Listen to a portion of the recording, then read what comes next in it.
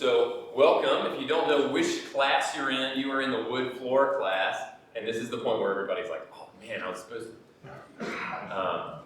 I'm John Paul McEwan. I have actually just left my former position with Habitat for Humanity in the last year. I worked for Habitat for 13 years as their historic and rehab construction manager at one point, and then I was the field operations manager for Habitat as well. And I built over 250 houses with Habitat for Humanity. In that process, took some of the skills that I learned paying my way through college to have a worthless philosophy degree, and parlayed that into a historic preservation company that I now run, which is McEwan Carpentry. I also run a similar company that's involved in building management as well, and over the Rhine, that is CincyHouse Historic and Custom Remodeling, and that is all one company now. If you call, it's a family business. You might get Israel, you might get my wife Liz. It's very homey, it's very small time, but we do some really high-end work over the Rhine. I just finished a big job out on Lake Lorelei. Just to tell you a little bit about us. I do everything from plaster work to hardwood floors. I'm teaching a plaster class later. I do a lot of fine carpentry work. I build additions and seamless remodels from like everything from 1800 to 1950, 60. He's my former boss. And I'm her former boss. And it's really awkward because she's like, he's a horrible person. Not really. So I'm very, very thankful that you came to class. It is the early class, so thank you again. We have had several people that have addressed some concerns, but I'm going to walk you through a few things that I think are very helpful knowledge to begin with. And then I think that most people come to these for question and answer, and so I leave as much time for that question and answer as possible. And if I age out of being able to do this in the field, my goal is to steal Gary Sullivan's job. That's like what I want to do, because I think Gary is a phenomenal man. I've known him for a long time, and he was actually the president of the Habitat for Humanity board for quite a while. And I just think when I grow up, that's where I want to go. So anyway, so the first things that you need to know is we already had a question about wood species, which I think is a really big deal. So you come to your floor and you look at your historic wood floor, since this is a historic seminar, and you look at it and you have no idea what kind of floor it is, whether it's a two-layer floor or whether it's softwood or hardwood. You have no idea whether or not what kind of finish is on it. And so the first place to start is in terms of how old the house is, what species the wood is, and then also what type of finish it is. So I have several samples over here. After the class, you can probably come through. I'm going to bring up some samples of what you would see. So this is the new version of this. So it almost seamless, right?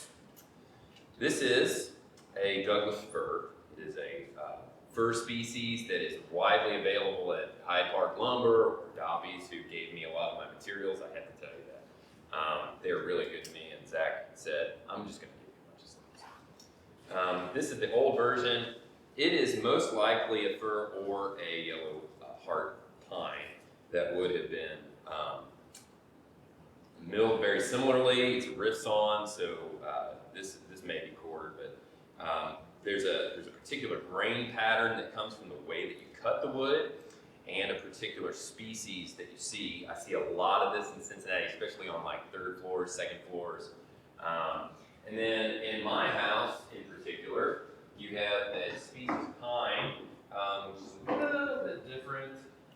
This is a 5/4 board. It's probably seen that a lot, and that's really thick. And this is single layer floor, soft wood. A lot of people would have, in the 80s, Old Home Journal, I think, was telling everybody to finish these. And when they did, they looked really beautiful, but it's not really supposed to have a finish on it like we have. We have polyurethane, and we have these pretty finishes, but they would have had like oilcloth and paint, various things. So this is what my house is made out of. My house was built in 1870 or 1880, depending on what you believe about the records. And this is what it looks like when you plane it down. Okay, you notice the difference. Okay, so this is without any of the patina. This is without any of the finish. This is what the wood most likely would look like, probably a little greener when they installed it. But it's really pretty, and it looks a lot like pine. It is a pine, but it's not what you would buy in terms of white pine. It's not technically a yellow pine. It's an old growth white pine that is very, very pretty when it's finished. So that's primarily what I see. I'm also in Cincinnati, not so much other places. You might get some walnut, like some butternut, which is white walnut. You might get some hickory here.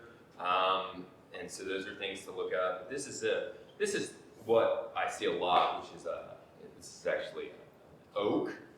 It's quartered, and then you can kind of see it. I've mimicked a white oak, so I bleached it in order to get it to look like this, and then I did my top coats.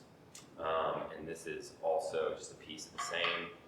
These were stair risers that I built for a set of stairs over the Rhine.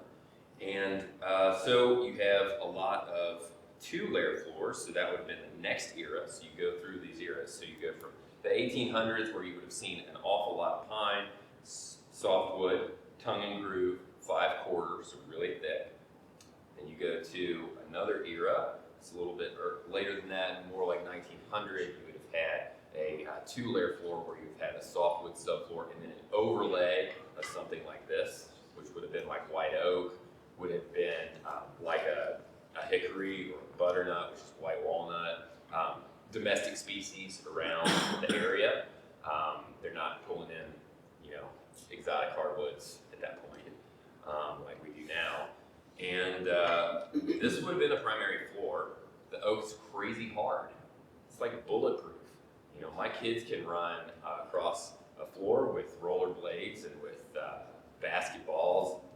They can shoot each other with airsoft guns and all sorts of stuff in my house, and it doesn't bother the floor. It's pretty amazing, actually. So the oak was really a very superior product in terms of that. Again, the fir or the pine, the white pine that they would have used would have actually been a very soft wood that would have had oilcloth or paint over it. Okay. Then you move forward on. And just like in my plaster class, I'm going to have to tell you about houses built in the 40s and 50s because they are now historic and they are now considered to be under, the responsibility of historic preservation. In my opinion, that's a good thing. Some of them are built very well. In that era, you have also a two-layer floor, but that's when you start seeing floors that are introducing exotic hardwoods and woods that are not so domestic because, they were coming from all over the place. They're milling from Europe, they're milling from Canada, they're milling from the western part of the United States, the eastern part of the United States, and enabling us to put all sorts of floors in these houses that we never would have before. So it's kind of easier the older you get to assess. When you move to modern and everything is moving to what you see now, which is plywood subfloor, 70s, 60s plywood subfloor, probably more like 70s plywood. And then on top of that would have been a 3/4 inch layer. Most of the homes where I grew up, so I grew up in Erlanger and Edgewood and Fort Mitchell area, and that they would have had an overlay on top of a softwood fir subfloor. Overlaid on top of that would have been a layer of white oak, and it was almost all finished with an oil poly, sanded oil poly finish. Every room in the house, even the closets. And it can look really beautiful, but my house that I grew up in was like orange. I always thought it was hideous. And the house that I grew up in, it was actually, it was a varnish. It was a varnish, and the reason I know it was varnish is because when I left wet towels on my bedroom floor, it would haze and create this white, milky haze, and that's because it was varnished, it wasn't polyurethane. Move on, so now we use OSB for our subfloors, and on top of that, you usually have a 3/4 inch something. Could be 3/4 inch solid wood, could be 3/4 inch bamboo, it could be 3/4 inch engineered, or it could be 3/4 inch cardboard. Now you know why I like historic preservation, because I hate cardboard. I don't think, and this is where I get off into the offensive stuff, I think it robs people of dignity to live in houses made of cardboard. It does. If the United States is supposed to be the greatest country in the world, we should be building the best houses. Personal opinion. Personal opinion. So I don't want to create neighborhoods that no one wants to live in. That's not mine. That's I'll think his name here in a little bit, but I stole that. That's a big deal. So so that gets you through the history of how wood floors sort of start. You know, I didn't go far back. I didn't do 1700s, because if you have 1700s floors, see me afterwards. We can talk about how to peg one. It's not hard. It's actually incredibly easy. That live edge question was a really good one though, because we can address that. I don't think it's a live edge. I think it's actually just a handmade edge. So if I make a handmade edge, it's not going to be as perfect as a machine. I did not bring any of my planes, but I have a whole set of flooring planes that produce that tongue and groove. And they would have done all of that work by hand. With Colonial Williamsburg not long ago, which is very hotly debated about whether or not that's a good place or a bad place. I really like it. They would have done this by hand. So that's pretty cool. You know, he would have done that by hand. I wouldn't do it by hand. My helper would. So that takes you to the history of the wood floor in a sort of open the fire hose and just drink it in how it works. The next thing we have to address is, so we talked about species of wood through that time. We talked about the type of the floor and the way that it's being put down. And then I didn't address the fact that during the late 1800s, there would have been very with hardwood floors. They would have been called hardwood. We call them hardwood, but they're softwood, they're pine. Very width, and so you get everything from an 8 to a 5 to a 3, maybe 4, intermixed in the way that they would have been laid. And that would have been a single layer, which is why we see the light through floor 4. My house, my first floor ceiling joists are open. When my children drop a can of soda water on the second floor, it pours right on top of my baby grand piano. Actually, that's over the bathroom, not baby grand, but you see what I mean. So it's not good. It's not good. So I understand the reason to address those things. I think it's important too, but it's difficult. So now we're going to talk finishes. Go back 18. So one of the reasons that I have some of these things, and I'm giving you samples of modern products that mimic or give the best example of what would have been used. I think it's funny because Dave's going to say the same thing. Dave and Lamb, we meet for breakfast every Wednesday morning, so we're pretty close. But Dave and I agree that we've shifted from really good, very biodegradable, wonderful products that are easy on the environment to terrible products. They're horrible for the environment and don't really work very well. Shellac is one of those products. Shellac's not bad for you at all, at least real shellac.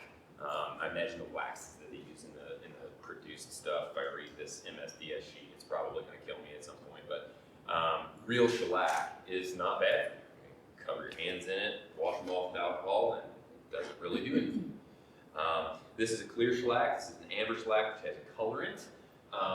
They would have originally mixed their shellacs in the old days when they did that. And like I said before, they would not have finished these floors the way that we would. They would have also had an oilcloth, and they would have painted a lot. Sorry, I'm staring at this.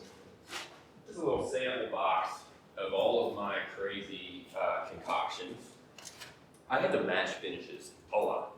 It's one of the biggest problems when you do what I do, is to go into a house and my floor, if you get on Google and you type in pumpkin pine, a lot of the time, that's what people call it. I hate that name because I hate the idea that they're orange, because they're not really orange. They're really an amber and a garnet mixed. You can tell that I do this for a living because they're covered in crap. But these are two wonderful bags. You can see they're flakes. If you don't mind the schmutz, you can kind of see, you can pass it around. I keep my hands a bit dirty, I apologize. But, and then what I do is I mix those garnets, throw them in there, and just kind of crush them up really good, and I put a little denatured alcohol, readily available at every Ace, every Do It Best, every orange, blue, or pink, whatever your store is. You get this stuff everywhere, and I use it all the time. I use it to clean my hands, wipe things down, crush those things up, and then if you look on the top of my little ball jars, this is quarter alcohol cup, 14 teaspoons of shellac, 1 teaspoon garnet. And I keep my formulas, my recipes, right? I'm a horrible cook. I'd call it a recipe if I was a chef, but I'm not. So my little concoctions, I swish them around and I get it to where it's right, and I keep that number on the top of it, and then I test them. And then the tester on a finish looks like these. When you come over after class, you can look on every bag of each one of these. And if you go to my shop, there's about 4,000 of these little pieces laying around. Because I keep every one so that I can take them down, look at the finish. I'll carry them around in a big box so they can take them to the floor, and I can look and match. Izzy probably remembers when he was like, I don't know, 8 or 9, I was sitting over our Chambers cook stove, and I was cooking up all kinds of weird stuff in the kitchen, and my wife came and screamed at me because I was using our cook stove to make shellac. It's sick and twisted how much I care about finishes. Like, I just really love the way that I can make a finished match. So, that's one thing. Something you might consider, during that is that your brushes matter. So on a finish, I'm speaking about an old finish, you can get a natural hair bristle brush. I like the Shipmate from my buddies over at Cincinnati Color. I can get these, and also the Purdy is nice. If you prefer to go to PPG, their Corona brush is stellar, absolutely wonderful, and they'll last forever. You just gotta take good care of them, and you cut it all with denatured alcohol. So that's the first year of it. Like I said, oilcloth paint, lots of leaded paint at that point. So if you do have a painted floor, you need to test it before you strip it. If you're going to do that, I don't recommend stripping them if you don't have to. But if you're going to, you need to make sure that you're being sensitive to the fact that everything before 1979 has lead in it. It's just a deal. You have to take care of yourself. I have 4 children, all 4 of which have been lead poisoned in my process. That's why Izzy is so handsome and I'm not. It's spectacular things to your complexion. I'm kidding about that. It's really bad for kids. It only takes 1 microgram for every 10 deciliters of blood for a child to be poisoned by lead, which is 1 granule of Splenda. That's the size, right, in their body, so it's really easy. In fact, I've infected you all with lead by handling those garnets over there. No, I'm just kidding. But, make sure you're taking care of those painted floors. You can encapsulate them, or you can enclose them, or you could strip them. You have to be very sensitive when you do that. Also, I need to make sure that I talk about safety too when you're talking about finishes, because I have to wear this all the time. I had blood work done for the first time in 10 years, no, 6 years this year, and had a 1 leg cancer. So this is an easy way to stay healthy. Lead is really bad for you, super bad for you, especially if you're a man or a nursing mother too. It's really, really horrible on your body. Cardiovascular disease is way higher when you are ingesting massive amounts of lead. So your vascular health is really important as a man, and you definitely need to make sure that you wear a respirator and gloves. I wear gloves when I work, wear the respirator when I work, I wear glasses when I work because it's really easy to get lead in your eyes and then they get through your mucous membrane and stuff. It's super gross. Lots and lots and lots of tries. Over and over and over again. I'm obsessed with color, and I think that really bodes well for what I do because I can match like nobody's business. I will mention, this is sort of stream of consciousness, but Cincinnati Color is one of my only suppliers that still keeps all of the furniture repair, waxes, they keep all of the dyes, and all of this Mohawk brand. I really, and I'll tell you, this is tabletop urethane varnish. It's actual varnish. You can't really buy this like readily everywhere anymore. You can get varnish at Cincinnati Color, but it has to come in the Mohawk version, and it's a little amended to appeal to the government rules about VOCs and all of the chemicals that you can't get in Ohio. Kentucky is a little more lenient, and you can get better things here. So I had to drive across the bridge to get what I need for a while. But eventually, everybody's going to adopt all the VOC regulations, and we won't be able to make historic products anymore. So if you care about guys that are safe, who don't dump this down the storm drain, who care about their environment and health, right, and still want this stuff, please talk to your officials and our lovely government. That's as political as I get today. I'm super angry. It's not helpful for my class. So there's that. So we're working our way through species, type, and then finishes. So we've handled shellac. Now we're moving into varnishes. So then they would have moved into an era where people were finishing the wood to look pretty. That top layer, usually a white oak around here, maybe a butternut, which is white walnut. Domestic species, quarter sawn, lots of quarter sawn at the turn of the century. Some of the products that I have found that actually look like but aren't. That's the dangerous part. Look like but aren't. There's a linseed oil style that I like, which is this tried and true. This is available at Woodcraft. Freaking crazy expensive. I mean, mortgage the rest of your life to get this stuff. But man, sometimes things are worth mortgaging the rest of your life. It's so good. Like, I love it. This is polymerized linseed oil and natural resin. So this is actually environmentally safe. It's healthy. It's an old product, so it didn't have all of the chemicals in it that all the new stuff does.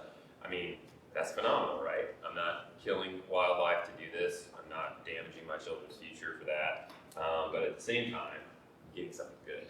What's it called, tried and true? This is tried and true. Woodcraft, they carry it. I mean, it's like zero volatile organic compounds in this. What the heck? Like, and it's wonderful, but it's really expensive. It's like a Tesla. Pay for it. So, John, what is it? Is it a finish? this is a varnish. It's a a what? true varnish. A varnish. Yes. Varnish oil. Had to specify. Now, I think they've outlawed this. This is gone. No more. There's a guy over in Latonia that I bought his last skid. So I have about 20 cans swirled away in ever the rhyme. Okay? The reason for that is that this is the varnish that goes on the floor. And if I want to match a varnish on a floor in Erlanger, like where I grew up, this is what I had to use. It's Pratt & Lambert. I love the can. The can looks so cool. It looks just like what I grew up with, right? You could get this Erlanger hardware. I still remember walking through the floor, like I can tell you where it is. Anyway, so you can see on the can, painter, matching, floor. It's so stellar. Anyway, to a child's toy. But harmful or fatal if swallowed. Combustible vapor irritates eyes. This is deadly crap. And my buddies say, if it don't stink, it don't stick. Know that. I also, like I said, I like this rock hard urethane varnish. This is probably the most readily available thing to replace this. And I can get this at Cincinnati Color. Cincinnati Color guys love me. I love them. They've helped me know what I know about finishes and varnishes, and they've tutored me as much as you can. A guy that just shows up and they stand out and smoke cigarettes and explain stuff to me. So I love those guys. I think very highly of them, and learned a lot from them. Huge wealth of information. So that's the next era of varnish.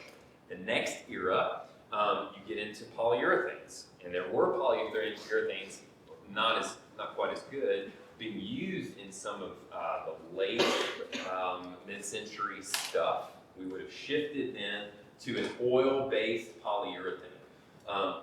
This is easy at Orange Store, at Blue Store, at any place online, Amazon, whatever. I like the Parks because it's got this really, when it dries, it yellows in a way which just, it looks like gold.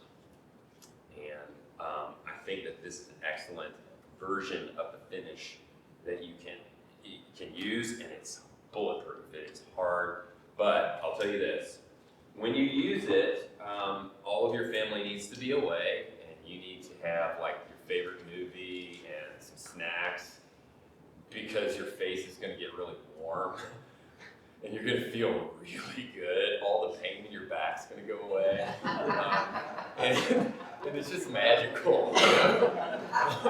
It's just a moment that you get to have with you and the hardwood floor.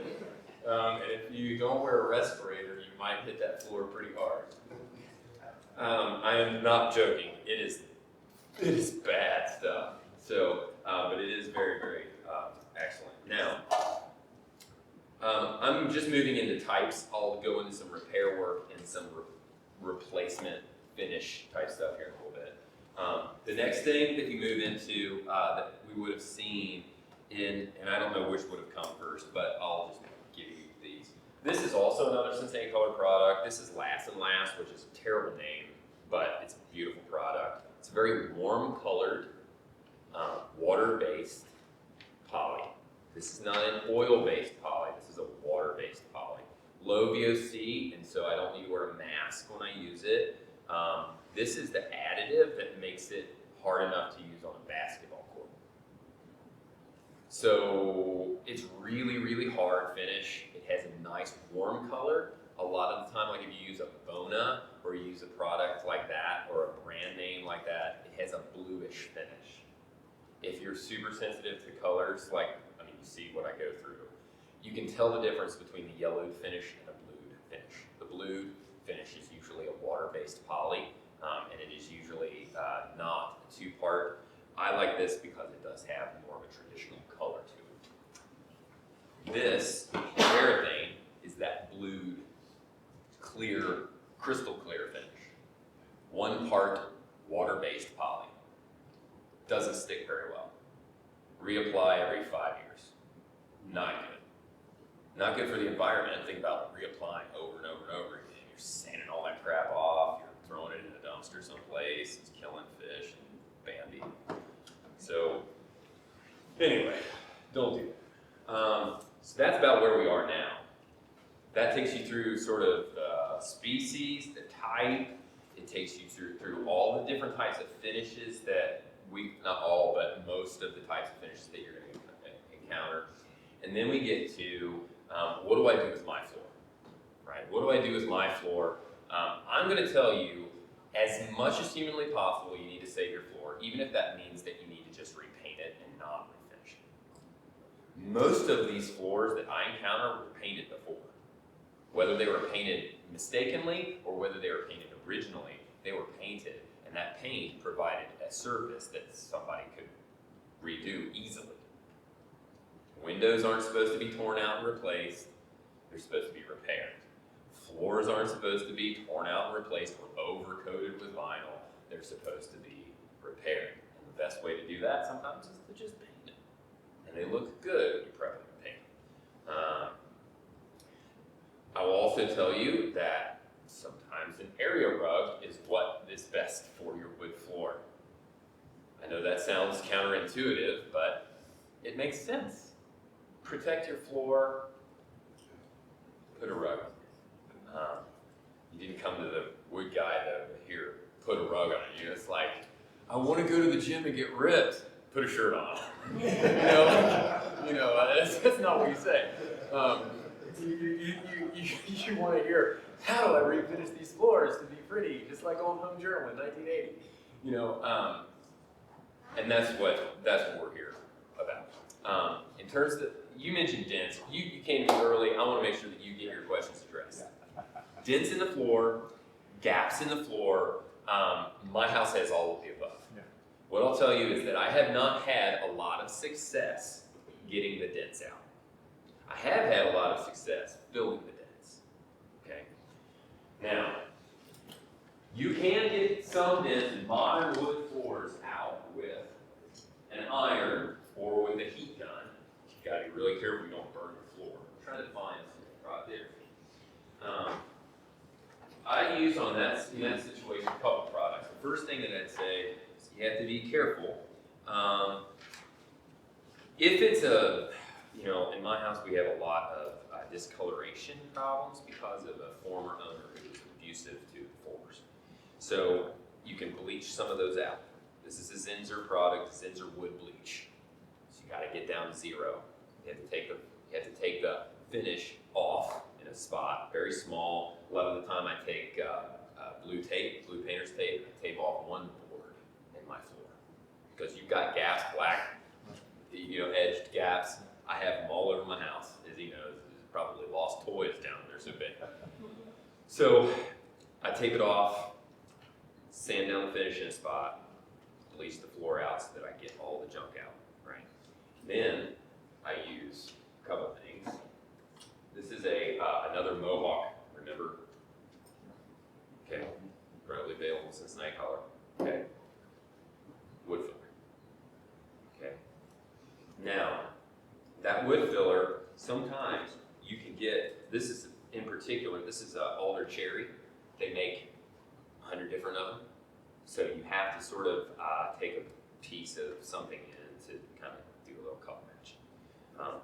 I find that this matches sort of like a cedar coloring. And so there's a coloring thing there. The coloring thing to fill in a dent is really crucial because you're not going to really stain it to match.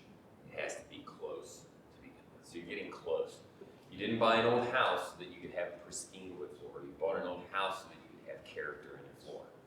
I got a lot of character. I have a whole lot of character. A whole lot of character, right?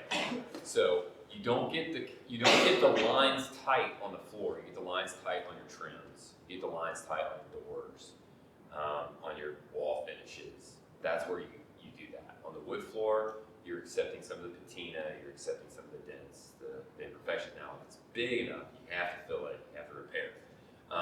There are a couple of things that I do as well. If it's a clear finish, a lot of the time you can use a clear well and you can buff this stuff out. And so I'll take a quick setting epoxy and I'll hit a hole. If it's a damage, most of the time I do this on modern floors, so just remember that. It is harder than wood, and so it will sand differently than the wood around it. The wood, if you sand it on top of this, the wood goes away before this does. So it creates a problem. So you have to be very careful with this. This is small. Then, in terms of topping, I have to, because of the historic preservation, I have to mention this stuff here, which is probably going to be in every class that you go to here. It's like a miracle for what we do.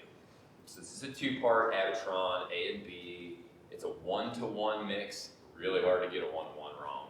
You mix 1 cup, 1 cup. Easy. This is how you harden the wood that is soft in order to receive, once you sand down the finish, you take the finish off. This penetrates into it. You let it dry for a day-ish, depending on how much hardener. If you get creative, you can put more hardener in it, which is why one of mine is lighter than the other. So it's not necessarily 1-to-1. You want more hardener in it. So, and then this is also part A and part B, wood epox, 1-to-1. And it smells kind of like popcorn when you roll it in your hands. Probably killing me, but it's awesome stuff. Wonderful, wonderful. Use it a lot. Use it a lot on my window restoration work. it's very common in window restoration. It mills and sands just like wood. Gosh, 10 minutes, man. That's too much. In terms of the gaps in the hardwood, like you mentioned, do not use a caulking. Do not use a silicone. I will tell you that if you let a boil, this is a good trick. If you let boiled linseed oil sit in a cup, okay, you let it sit in a cup for a while, you can find the main spots that are larger, and you can make it sort of like a slug, just slurry, kind of nasty stuff. Tape on either side of each one of those cracks, and then you're going to take a paintbrush or even maybe a little putty knife and putty it down into that. And that'll actually, I mean, it looks really nice. And it will brighten up some of that black line. It won't get rid of it. It will sort of harden some of your, some of the dirt that's in there. You know, you want to vacuum it out, but you don't want to take away the patina. You just don't want light coming through the floor. That works really well. What Also, product do you use for that? I'm sorry. So- What product do you use for that you let? just a boiled linseed oil. Boiled linseed. Yeah. Also, if you notice the top of my can, see how sticky and gooey that stuff is? If you let it sit in a dish, it gets really kind of like a gum.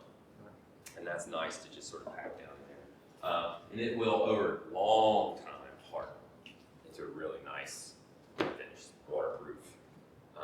Same with the liquid epoxy. You can use this stuff too. It's honey-like when you mix it. And you have to be careful because you don't want it to drip through the floor. So it has to be set up just enough to where it's gummy and tuck it down in there. But this is an epoxy, and it is not going to come off anything. You have to use, I think, like, I can't remember what you cut epoxy with. I think it's xylene. And xylene will for a long time. Might be what happened. I don't know. Another question from you. I feel like somebody asked another question earlier that one. Yeah. I just have a question too. I was in a house a few years back where a gap in the floor, someone had used rope. Yes. to put down. Yeah. And they had the same. Jute twine, really common. Jute twine. And so, you know, I mean, it's sort of like backer rod. I don't know whether you've ever used backer rod in a driveway crack or something. So you take a foam backer rod, you tuck it down in there, and you use an epoxy to coat it. Same thing with the jute twine. They used to do it on door, you know, like they tuck horsehair back in the back of it, and then they'd come with their with the window glazing, do all their what we would use caulk. But that's still works, and it's also really biodegradable. But the boiled linseed oil too, super not bad for the environment. Which sometimes you can do, sometimes you can't. What else? Anybody else got any other questions? Yeah. So what type of paint if you're repainting the floor? Do you use oil base? That's a great question. I am a big fan of oil-based and two-part epoxies. But two-part epoxies is not really the approved historic preservation method. I would say slow boil if you can find one. There's a place, gosh, I knew I'd forget the name of it. It's like, give me a second. Yeah, it's all the xylene, I think. I'm kidding. Gosh, that's so bad. So, yes, I would use an oil. I use slow oil. You make sure you prep the surface really well. You can put an oil on it. I did want to talk about refreshing a finish. I'm glad you mentioned the paint, because refreshing a finish is really easy. One thing that I do is I get a Schulhoff tool rental. I get a vibrational sander, not a drum sander. Vibrational sander. I put the lowest, like, it's almost like a green Scotch-Brite pad on it, and you take the top of that finish down so that it's just scuffed up enough. You buzz the whole finish off, just not off, but you buzz the whole finish with Scotch-Brite pad, and that enables it to receive the next finish. And then there are several people, Minwax included. I don't usually like Minwax stuff. It doesn't work for me. Don't know why. Probably just because it's readily available and I want to be weird.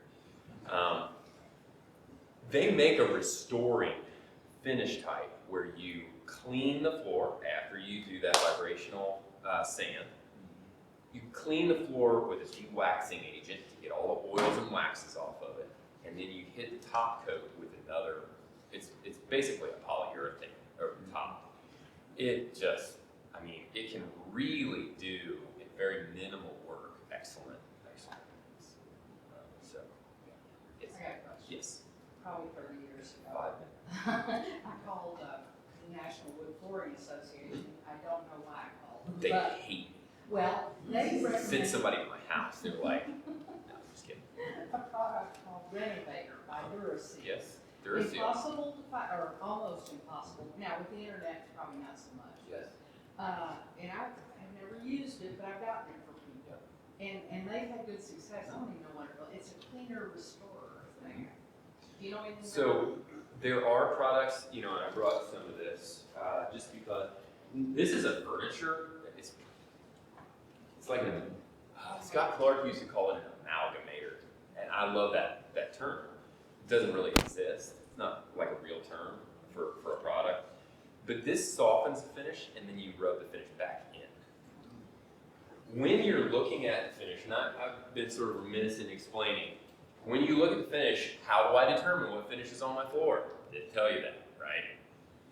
If you take a little bit of denatured alcohol and you wipe it on your floor and it comes off, chances are that you have a shellac-based finish on your floor, which I use a lot of.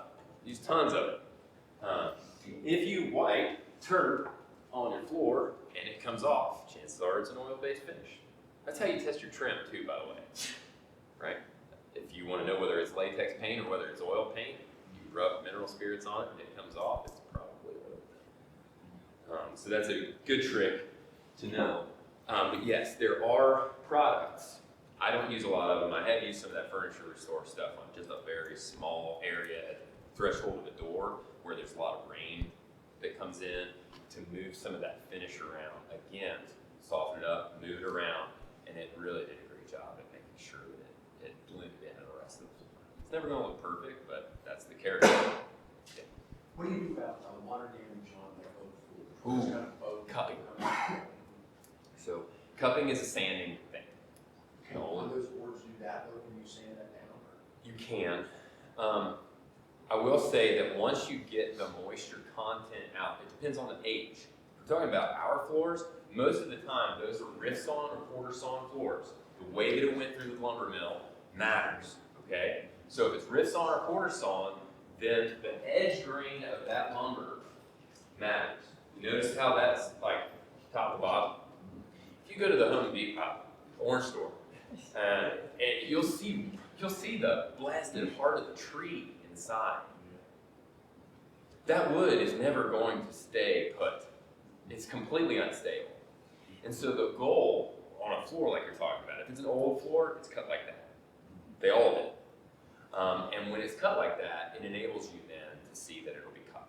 They'll push out. They won't round. If it is rounded, there are ways to do that with press, but it's a little more invasive into the floor. I've had to take a piece of steel and mount 2 screws on either side to hug the floor down. And then also, once again, back to the trim screws that I mentioned before, I use them a lot because they're small heads.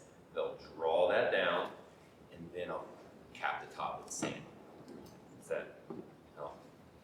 If you want to know more about that little process, I can explain some of that. But it's yeah. Any other questions? Thoughts? Yes. I've got a old house, and when we moved in, we had the floors refinished, and when they did, they said, this is no more sanding, down to the nails. Right. So, I don't know if we're gonna be there long enough, but would you put the new floor on top of the old, or would it have to be completely? What's the age of the house? 1890. 1890. Good. How bad is the floor? Well, we're gonna paint our kitchen floor, but it's hard pine, and that's really why I came here. The rest of it, it's okay, we got every rubs down, we have rice rails. A lot of the time I'd say it's possible to build that finish up really high, cut it down and polish it. Well, it's down like where the vents, for the AC are sticking up, Yeah. quarter inch higher. It's easier. Yeah, it's easier to lower a vent than it is to replace a floor So I would say if you want, if you're dead set on it, then yes, you can overlay. And lots of people did it. Actually, there are overlaid floors that are probably historic now. But I would steer you as far away from that as possible. You definitely don't replace it. Don't tear it out. Because that's just it's purposeless. It doesn't help you. It doesn't help you. Huge expense. Yeah, huge and unnecessary. So I think that's the end. We got to wrap up a little bit. I have a class right after this in plaster. So if you didn't mind all my terrible jokes about baking my brain with silane, you can come back. Thank you so much. Oh, yeah. Oh, yeah. What? I can't remember what you just said. Thank you so much. And if you have any questions in the meantime, I just had to tear down and sort of set up my next class. So you can feel free to come up and ask anything. He's going to help me break down. Thank you.